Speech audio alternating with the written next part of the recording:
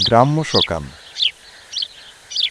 গ্রামের এক কোণায় একটা ছাগল ছিল। ছাগল একটু বেশি স্মার্ট ভাবতো নিজেকে। সবসময় ভাবতো মানুষ মোবাইলে কথা বলে, আমি পারবো না কেন। একদিন এক বাচ্চা মোবাইল রেখে খেলতে চলে গেল। ছাগল কাছে গিয়ে মোবাইলটা চিবোতে লাগলো, চট চট চট। হঠাৎ মোবাইল থেকে আওয়াজ এলো, হ্যালো, কে বলছেন? ছাগল থমকে গেল। সে চারপাশে তাকিয়ে বলল, ম্যা ম্যা ম্যা। ওপাশ থেকে আবার, হ্যালো। ছাগল বলল, ছাগল বলছি।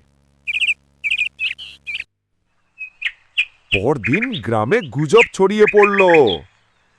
ভাই, গতকাল এক ভাই ফোনে ছাগলের সঙ্গে কথা বলছে। হো, হো, হো, হো, হো। কি বলো, ছাগল কথা বলে? এইটা তো এআই ছাগল।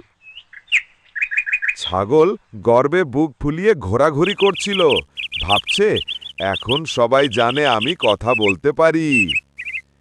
কিন্তু আবার মোবাইল চিবোতে গিয়েই একটানা চিবাতে চিবাতে হঠাৎ দাঁতের শক খেলো।